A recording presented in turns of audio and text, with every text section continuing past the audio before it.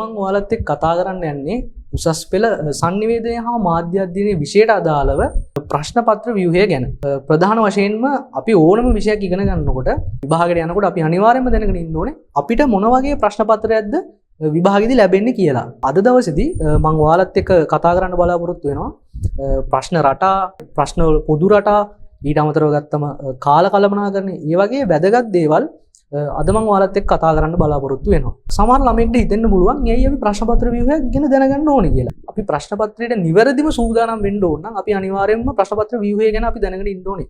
මොකද කාල කළමනාකරණය, ප්‍රශ්න පත්‍රයට සම්පූර්ණයෙන්ම සූදානම් වෙන්න අන්න ඒ වගේ කාරණා වලට අපිට අනිවාර්යෙන් ප්‍රශ්න පත්‍ර ව්‍යුහය දැනගෙන ඉන්න එක අනිවාර්යයෙන් වැදගත් වෙනවා. මේ sannivedanaye හා මාධ්‍ය අධ්‍යයනය කියන විෂය තවත් එක් සාම්ප්‍රදායික විෂයක් නෙවෙයි. නූතන ලෝකයට අදාළ අප්ඩේට් වෙන විෂයක්. ඒ කියන්නේ යාවත් කාලීන වෙන විෂයක්. අද මම මේ කතා කරන්න යන්නේ 2022 ඉඳලා ක්‍රියාත්මක වෙන නව ප්‍රශ්න පත්‍ර ව්‍යුහය ගැන. නව ප්‍රශ්න පත්‍ර ව්‍යුහය ගත්තම ළමයි මේකත් ප්‍රධාන වශයෙන්ම කොටස් දෙකකට බෙදෙනවා. ඒ පළවෙනි පත්‍රය බහුවර්ණ ප්‍රශ්න පත්‍රය ලෙසත්, දෙවන ප්‍රශ්න පත්‍රය ව්‍යුහගත රචනා ප්‍රශ්න පත්‍රය ලෙසත් ප්‍රධාන වශයෙන්ම කොටස් දෙකකට බෙදෙනවා. ඔයාලට මම සරලව පැහැදිලි කිරීමක් කරන්නම් සම්පූර්ණ ප්‍රශ්න පත්‍රය ගැන සරලව. දැන් ඉස්සරහදී මම MCQ ප්‍රශ්න පත්‍රය වෙනම ඊට පස්සේ ව්‍යුහගත ප්‍රශ්න පත්‍රය ගැන වෙනම මම සාකච්ඡා කරනවා. එතකොට ළමයි පළවෙනි ප්‍රශ්න පත්‍රය. එහෙමත් නැත්නම් අපි හැමෝම කියන MCQ උත්තර. හරිද? බහුවර්ණ ප්‍රශ්න ගත්තම ළමයි අපිට උසස් පෙළ sannivedanaye හා මාධ්‍ය අධ්‍යයනය විෂයට අදාළව උසස් පෙළදී මේ MCQ ප්‍රශ්න පත්‍රයේදී ප්‍රශ්න 50ක් අපිට හම්බ වෙනවා. හරිද? ප්‍රශ්න 50ක් හම්බ වෙනවා. එතකොට ඒකට ළමයි අපිට විභාගෙදී කාලය හම්බ වෙනවා පැය දෙකක්. පැය දෙක කාලයක් හම්බ වෙනවා. ඒ වගේම තමයි ළමයි ඊළඟ කොටස දෙවෙනි ප්‍රශ්න පත්‍රය ව්‍යුහගත රචනා ප්‍රශ්න පත්‍රය. මේකෙදි ළමයි අපිට සම්පූර්ණ ප්‍රශ්න 7ක් හම්බ වෙනවා. මේ ප්‍රශ්න 7න් අපි ළමයි ප්‍රශ්න 5කට විතරයි පිළිතුරු ලියන්න ඕනේ. ප්‍රශ්න 7න් ප්‍රශ්න 5කට විතරයි අපි පිළිතුරු ලියන්න ඕනේ. එතකොට මේ ප්‍රශ්න 7න් අපි ලියන්න ඕනේ ප්‍රශ්න 5කට. ඒ ප්‍රශ්න 5ට අපිට ලැබෙන වෙලාව තමයි පැය 3. අපිට ලැබෙනවා ළමයි පැය 3යි ඒ වගේම අමතර කියවීම විනාඩි 10ක කාලෙක. ඒ කියන්නේ පැය 3යි විනාඩි 10ක කාලයක් අපිට හම් වෙනවා අපේ මේ සම්පූර්ණ ව්‍යුහගත රචනා ප්‍රශ්න පත්‍රයට. මම ඔයාලට කිව්වා මේ ප්‍රශ්න පත්‍ර ව්‍යුහය ගත්තම MCQ ප්‍රශ්න පත්‍රය, ව්‍යුහගත රචනා ප්‍රශ්න පත්‍රය ගැන වෙනම ඒවත් නැත්තම් ඉන් ඩීටේල් කතා කරනවා කියලා. අපි දැන් කතා කරන්න යන ළමයි MCQ ප්‍රශ්න පත්‍රය ගැන. MCQ ප්‍රශ්න පත්‍රය ගත්තම ළමයි මේක මම ඔයාලට කලින් සඳහන් කරා ප්‍රශ්න ගණන. ඒ කියන්නේ ප්‍රශ්න 50ක් අපිට හම්බ වෙනවා. ලකුණු ක්‍රමය ගත්තාම එක ප්‍රශ්නයකට එක ලකුණු බැගිනුත් සම්පූර්ණ ලකුණු 50ක් අපිට හම්බ වෙනවා. ඒ වගේම වෙලාව ගත්තම ළමයි පැය දෙකක් තමයි අපිට නියමිත කාලය වෙලා තියෙන්නේ. මොන වගේ ප්‍රශ්නද අපිට මේ ප්‍රශ්න පත්‍රයේදී අපෙන් අහන්නේ? අන්න ඒක ගැන තමයි දැන් අපි කතා කරන්න යන්නේ. ප්‍රධාන වශයෙන්ම ළමයි මම හඳුනාගත්ත ප්‍රශ්න කිහිපයක් තියෙනවා. ඒ කියන්නේ හැම අවුරුද්දේ වගේ රිපීට්ලා තියෙන MCQ එක ඇතුලේ. පළවෙනි එක තමයි මාධ්‍ය න්‍යාය. මේ මාධ්‍ය න්‍යාය කියන කොටසේ ඇතැම් වර්ෂවලදී විටින් විට බහුවර්ණ ප්‍රශ්න අහලා තියෙනවා. ඒ කියන්නේ මාධ්‍ය ක්‍රියාකාරීත්වය, කාර්යභාරය සහ බලපෑම පිළිබඳ මූලික න්‍යායන් පිළිබඳ විමසීමක් කරලා තියෙනවා. ඊළඟ තමයි ළමයි මාධ්‍ය ඉතිහාසය.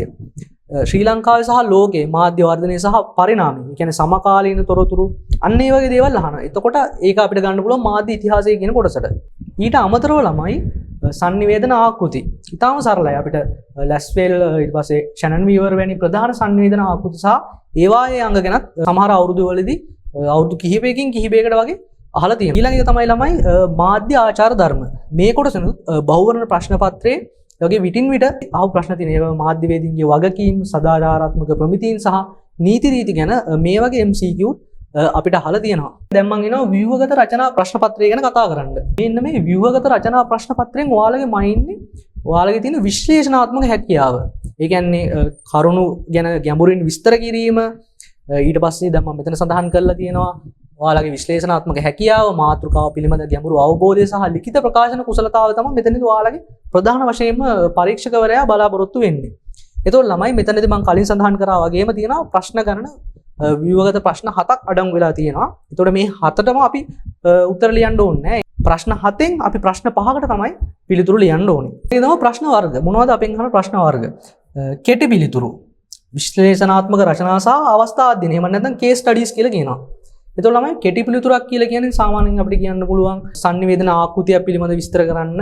අන්න ඒ වගේ සරල ප්‍රශ්නයක් අපෙන් අහන්න. එතකොට ඒකට ලකුණු 4ක ප්‍රශ්නයක් ඒ විදිහට අපෙන් ප්‍රශ්න අහන්න පුළුවන්. ඒ වගේ තමයි කෙටි පිළිතුර. ඒ වගේම ලකුණු 8 සහ ලකුණු 16 ප්‍රශ්න අපෙන් අහනවා. එතකොට ඒවා විශ්ලේෂණාත්මක ඉතාමත් ගැඹුරු පිළිතුරක් තමයි අපි එතනදී ලියන්න ඕනේ. හරි. එතකොට ළමයි මේ ව්‍යුහගත රචනා ප්‍රශ්න පත්‍රයට අපිට හම්බ වෙනවා වෙලාව පැය 3ක්. පැය 3යි අමතර කියවීම විනාඩි 10කුයි අපිට හම්බ වෙනවා. ඒ කියන්නේ සම්පූර්ණ කාලය ළමයි අපිට හම්බ වෙනවා කාලය පැය 3යි විනාඩි 10ක් අපිට හම්බ වෙනවා. දෙවන ප්‍රශ්න පත්‍රයේ ප්‍රශ්න වර්ග සවිස්තරාත්මකව මම දැන් ඔයාලත් එක්ක කතා කරන්න යන්නේ. එතකොට ළමයි මේකෙදි ගත්තම පළවෙනි එක තමයි ළමයි කෙටි පිළිතුරු. හරිද? කෙටි පිළිතුර. එතකොට කෙටි පිළිතුරක් කියලා කියන්නේ ළමයි නිශ්චිත සංකල්ප හා නිර්වචන පිළිබඳ කෙටි නිවැරදි පිළිතුර. කෙටි නිවැරදි පිළිතුර වලට මම දෙකල් දෙනවා සමහර ළමයි ලකුණු 4කට සෑහෙන්න ලියනවා. එච්චර සාමාන්‍ය පිටුව විතර උත්තරයක් මෙතන බලාපොරොත්තු වෙන්නේ නැහැ. උත්තර පත්‍ර පරීක්ෂකවරයා සාමාන්‍ය බලාපොරොත්තු වෙන රූල් 4ක 5ක සාමාන්‍ය පොඩි උත්තරයක් මෙතනදී නිර්වචනයක් වෙන්න පුළුවන්, පොඩි සංකල්පයක් හැඳින්වීමක් වෙන්න පුළුවන්. අන්න ඒ වගේ සරල දෙයක් මෙතනදී අහන්නේ. ඒතකොට එතනදී සාමාන්‍ය පිටු ගණන් ලියන්න ඕන එකක් නෙමෙයි මේ ලකුණු 4 කියලා කියන්නේ. right. ඊළඟේ තමයි ළමයි විශ්ලේෂණාත්මක රචනා. සාමාන්‍ය ලකුණු 8ක් ලකුණු 16ක් ලැබෙන එකක් තමයි මේක. එතකොට මෙතනදී ළමයි මාතෘකාව පිළිබඳ ගැඹුරින් විග්‍රහ කිරීම, තර්ක ඉදිරිපත් කිරීම, අන්න ඒ වගේ කාරණා තමයි මෙතනදී ඔයාලගෙන් බලාපොරොත්තු වෙන්නේ. ඊළඟ එක තමයි ළමයි අවස්ථා අධ්‍යයනය. එහෙම නැත්නම් කේස් ස්ටඩි. ඒ කියන්නේ රියල් වර්ල්ඩ් එකේ කියන්නේ අපිට අපේ සැබෑ ලෝකෙදී අපිට අත්විඳින්න අත්දකින්න ලැබෙන කිසි සිද්ධියක් දීලා ඒ සිද්ධියට අදාළව අපි කොහොමද මේක විසඳන්නේ, කොහොමද මේ සිටුේෂන් එක මැනේජ් කරන්නේ, අන්න ඒ වගේ එකක් අහන්න පුළුවන්. ඒ වගේ සමහර ප්‍රශ්න ඇවිල්ලා තියෙනවා. ඒතකොට ඒවට තමයි අවස්ථා අධ්‍යයනය කියන්නේ. දැන් මම ඔයාලත් එක්ක කතා කරන්නේ මේ ප්‍රශ්න පත්‍රය ගත්තාම මේකෙදී ඔයාලට සාර්ථක කරගන්න පුළුවන්. ඒ කියන්නේ ප්‍රශ්න පත්‍රය ගොඩ දාගන්න ඔයාලට ඉවහල් වෙන ප්‍රධාන කරුණු කිහිපයක් ගැන තමයි මම දැන් ඔයාලට කතා කරන්න යන්නේ. දැන් ඔයාලට මෙතනින් පේනවා ඇති MCQ පිළිතුරු දීමේ ක්‍රම කියලා සඳහන් වෙනවා. ඒ කියන්නේ ඔයා අනිවාර්යයෙන්ම සාමාන්‍ය ළමයි ගොඩක් කරලා කරන්නේ ප්‍රශ්න කියන හරි කලබලයි. අපිත් ඒ දවස්වල එහෙමයි. ප්‍රශ්න කියලා ටිකක් කලබල වෙනවා. ඒකෝට අපිට හරි උත්තරේ හොයාගන්නත් බැරිලා යනවා. අපිට වර්ණ 5ක් තියෙනවා. වර්ණ 5 වගින් ඒ වගේ ප්‍රශ්න 50ක් තියෙනවා. අපි මෙතනදී කලබල වුණොත් අපිට මේ වැඩේ කරගන්න බෑ කිසිම වෙලාවක. ඒතකොට ළමයි අපි අනිවාර්යෙන් මොකද කරන්න ඕනේ? ප්‍රශ්නේ හොඳින් කියවන්න ඕනේ. දෙතුන් පාරක් අපි කියවන්න ඕනේ. ප්‍රශ්නේ මේ විදිහට කියවලා අපි ඔළුවට දාගෙන තමයි අපි උත්තරේ හොයන්න ඕනේ. මේ විදිහට කියවලා විකල්ප සියල්ල සලකා ගන්න. අවිනිශ්චිත පිළිතුරු මගහැර පසුව සලකන්න. අර මම කලින් සඳහන් කරපු එක තමයි ඔයාලට ඒකට උත්තරයක් එන්නෙම නැහැ කියලා හිතන්නකෝ. මොකද්ද කියලා හිතා ගන්න බෑ. පොඩ්ඩක් තියන්න. පස්සේ ඔයා හිමීට හිතන්න. ඒකම ඔයා අල්ලගෙන ඉන්න කිව්වොත් අර මං කිව්ව විනාඩි 2 නෙවෙයි විනාඩි 10 15 ගිහිල්ලා ඔයාට අර අනිත් ප්‍රශ්න ටික කරගන්න තියෙන ටයිම් එකක් නැතුනේ. ඒ කියන්නේ ලේසි ප්‍රශ්න ටිකත් ඔයාට මගහැරනවා කියන එක තමයි වෙන්නේ. ඊළඟේ තමයි ළමයි රචනා පිළිතුරු ව්‍යුහගත කිරීම. මේකෙදිත් ළමයි ගොඩක්ම දුර්වලතා දක්වන කොටසක්. ඒ කියන්නේ ළමයි මෙතන තියෙනවා ඔයාලට දැන් පේනවා ඇති හැඳින්වීම. ප්‍රධාන කරුණු සහිත නිගමනයේ සහිත පිළිතුර සකසන්න මාතෘකාවට අදාළ උදාහරණ යොදා ගන්න. ඒ කියන්නේ මේ ප්‍රශ්නේ දීලා තියෙන අදාළ උදාහරණ, ඒකට අදාළව තියෙන ප්‍රධාන කරුණු නිගමන සහිත ඔයා ලස්සන පිළිතුරක් ගොඩනගා ගන්න. අර මම කලින් සඳහන් කරපු කටුසටහන කියන දේ ඉතාම වැදගත්. මොකද ඔයාට ලස්සන පිළිතුරක් ලියනවා නම්. ඊළඟට වැදගත්ම කොටස තමයි ළමයි පසුගිය ප්‍රශ්න පත්‍ර පුහුණුව. ඔයා අඩුම තරමේ ළමයි විභාගයට යන්න කලින් පසුගිය අවුරුදු 5කවත් පේපර්ස් ඔයා කරලා යන්න ඕනේ. ඔයා අවුරුදු 5ක් ඇතුලේ තියෙන පාස් පේපර්ස් ඔයා කරලා යන්න ඕනේ. නැත්තම් ඔයාට මොකද වෙන්නේ? විභාගයට ගියාට පස්සේ නිකන් අලුත් අත්දැකීම් මොනවද? පේපර්ස් කරන්නේ නැතුව ඔයා යනවා කියලා කියන්නේ ඇත්තට මේක තේරුමක් නැහැ. සමහර ළමයි විභාගයට ගිහිල්ලා තමයි අලුත් දේවල් ඉගෙන ගන්න. සමහර ළමයි ලියලා ඇවිල්ලා කියනවා මම මේ අද ප්‍රශ්න පත්‍රේ මම ගොඩක් දේවල් ඉගෙන ගත්තා සර් කියලා. එහෙම ළමයිනුත් ඉන්නවා. ඒතකොට එහෙම නෙවෙයි අපි මේක කරන්න ඕන. මොකද කරන්න ඕන? අපි අඩුම විභාගයට යන්න කලින් සාමාන්‍යයෙන් අවුරුදු 5කවත් ඇතුලේ ඔයා ප්‍රශ්න පත්‍ර කරලා තියෙනවා. නැත්තම් මම අර කියපු වැඩේ තමයි වෙන්නේ. ඔයා විභාගයට ගිහිල්ලා තමයි ප්‍රශ්න පත්‍රය ඉගෙන ගන්න. සමහර කාලේ ප්‍රශ්න පත්‍රය ලියලා ඇවිල්ලා තමයි ඔයා කියන්නේ අම්මඩසිරි මාර දේවල් ටිකක් අද ඉගෙන ගත්තා කියලා. එහෙම කවදාවත් වෙන්නේ නැහැ. ඔයා කරන්න ඕනේ විභාගයට යන්න කලින් අනිවාර්යෙන් අවුරුදු 5කවත් පේපර්ස් ඔයා කරලා යන්න ඕනේ ටයිමින් වලට. වැදගත්ම එක තමයි ටයිමින් වලට ඔයා කරලා යන්න ඕනේ. එක ප්‍රශ්නයක් ලියනවා, ගෙදර වටේ රවුමක් දානවා, ප්ලේන් ටිකක් බොනවා, ඉඳගෙන ඇවිල්ලා ලියනවා. එහෙම නෙවෙයි. එක දිගට ඔයා වෙලාව තියලා පැය 3 නම් පැය 3 ඉඳලා ඒක ලියන්න ඕනේ. ඒක තමයි නිවැරදිම ක්‍රමය. හතරවෙනි එක තමයි ළමයි යතුරු පද සංකල්පය. මෙතනදී කියන්නේ මේක සරල දෙයක්. ඒ කියන්නේ ඔයා භාවිත කරන මෙතනදී ඔයා ප්‍රශ්නෙට උත්තර ලියන්න භාවිත කරන මාධ්‍ය න්‍යායන්, ආකෘති, ආචාර ධර්ම පිළිබඳ යතුරු පද ඔයා නිවැරදිව භාවිත කරන්න ඕනේ. ඒ කියන්නේ ඔයා දන්නේ සාමාන්‍ය දන්න කරුණු පොඩ්ඩක් තිබ්බොත් ඔයා ඒක බොරු කවලම් කරලා එහෙම කතන්දරයක් ලියන්න යන්න එපා කිසිම වෙලාවක. යතුරු පද ඒ කියන්නේ keywords. keywords වලට අදාළව කරන සංකල්පේ දීලා තියෙන පාරභාෂික වචන වලට අදාළව ඔයා හරියට උත්තරේ ගොනු කරගන්න ඕනේ. නැත්නම් අර වගේ මං කිව්වා වගේ කිසිම තේරුමක් නැති උත්තරයක් තමයි එතනදී එන්නේ. දැන් ළමයි මම ඔයාලත් එක්ක කතා කරන්න යන්නේ හරියටම කොහොමද මෙතනදී ඔයාලට විභාගෙදී ලකුණු ලැබෙන්නේ කියලා. ඒක තමයි මම දැන් ඔයාලත් එක්ක කතා කරන්න යන්නේ. හරි. දැන් මම ඔයාලට අර කලින් කිව්වා මම කලින් කතා කරපු නැති කොටස තියෙනවා මෙතනදී ඔයාලට බලා ගන්න පුළුවන්. ඒතකොට ළමයි මෙතනදී තියෙනවා එක පත්‍රය. එක පත්‍රයේ කාලය පැය 2යි. හරිද? ඒතකොට වර්ණ 5 බැගින් වූ බහුවර්ණ ප්‍රශ්න 50කි. ප්‍රශ්න සියල්ලටම පිළිතුරු සැපේ යුතුයි. එක් ප්‍රශ්නයකට ලකුණු එක බැගින් ලකුණු 50කි. MCQ එකට එක ලකුණු බැගින් සම්පූර්ණ ලකුණු 50ක් වාට ලැබෙනවා.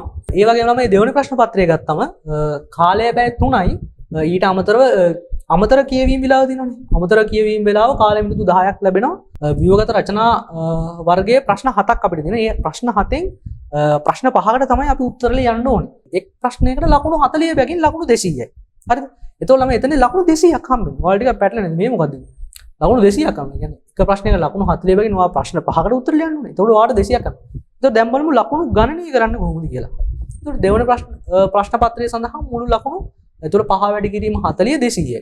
හරිද? ඒතර අවසාන ලකුණු ගණනය කරන්නේ ළමයි මෙහෙමයි. ඒ කියන්නේ එක පත්‍රයට ලකුණු 50කුත් දෙවන ප්‍රශ්න පත්‍රයට ඒ ලැබෙන ලකුණු 200 තියෙනවා ළමයි. එක ප්‍රශ්නයකට ලකුණු 40 බැගින් ප්‍රශ්න පහට ලකුණු 200ක් හම්බුනේ. එතකොට ඒ 200 ළමයි හතරෙන් බෙදලා තමයි මෙතෙන්ට 50 ගන්න. ඒ දෙක එකතු කරලා තමයි ඔයාගේ අවසාන ලකුණු තීරණය කරන්නේ. රයිට්? එතකොට මේ තමයි සමස්ත වාට ලැබෙන ලකුණු ගණනය කරන ආකාරය. එතකොට ළමයි ඔයාලට කියන්න ඕනේ වැදගත්ම කාරණේ තමයි අනිවාර්යෙන්ම වා ඉගෙන ගන්න concepts එහෙම නැත්නම් theory සිද්ධාන්ත දැනුම විතරක් තිබිලා මදි. වා ඒක ප්‍රැක්ටිස් කරන්න ඕනේ. වා ප්‍රශ්න කරලා ඒවල ටයිමින් දීලා කරලා ඒ විදිහට වා ප්‍රැක්ටිස් වෙන්න ඕනේ. ඒ වගේම මේ දෙකම තිබ්බත් වැඩක් නැහැ. ඔයා ගාව ඔයා ගැන විශ්වාසය නැත්තම් මට මේක ටයිම් එකට කරගන්න පුළුවන්. මේ ටයිම් එක මට ඉතුරු කරගන්න පුළුවන්. මේ වගේ වෙලාවක මම මේ පේපර් එක ඉවර කරනවා. උඩන් ළමයි එහෙම හිතන්නේ නැහැ. ඒ කියන්නේ එයාලා ළමයින්ට විශ්වාසය නැහැ. අනිවාර්යෙන් ළමයි දැනුමයි පුහුණුව එක්ක විශ්වාසය කියන දේ අපි ගාව අනිවාර්යෙන්ම තියෙන්න ඕන. මම කියන්නේ ප්‍රශ්න පත්‍රයේ පිළිතුරු ලිවීම විතරක් නෙවෙයි. ඕනම වැඩකදී තමන් ගැන ලොකු ට්‍රස්ට් එකක් තියාගන්න ඕනේ. නැත්නම් අපිට මේ වැඩේ කරන්න බෑ. එතකොට පේපර් එකක් කරද්දිත් එහෙමයි අනිවාර්යෙන් විශ්වාස කරන්න. තමන්ට පුළුවන් මේක මේ ටයිම් එක ඇතුළත ඉවර කරන්න. හරි. අද මට බෑ. මම කවදාරි මම මේක කරනවා. කවදාරි කියන්නේ විභාගයට කලින් අනිවාර්යෙන් ඔයා ඒක කළ යුතුමයි. ඊළඟ වීඩියෝ එකෙන් අපි කතා කරනවා කොහොමද රචනා ප්‍රශ්නයකට හරියටම පිළිතුරු ලියන්නේ කියන එක අපි ඊළඟ වීඩියෝ එකෙන් අපි කතා කරමු.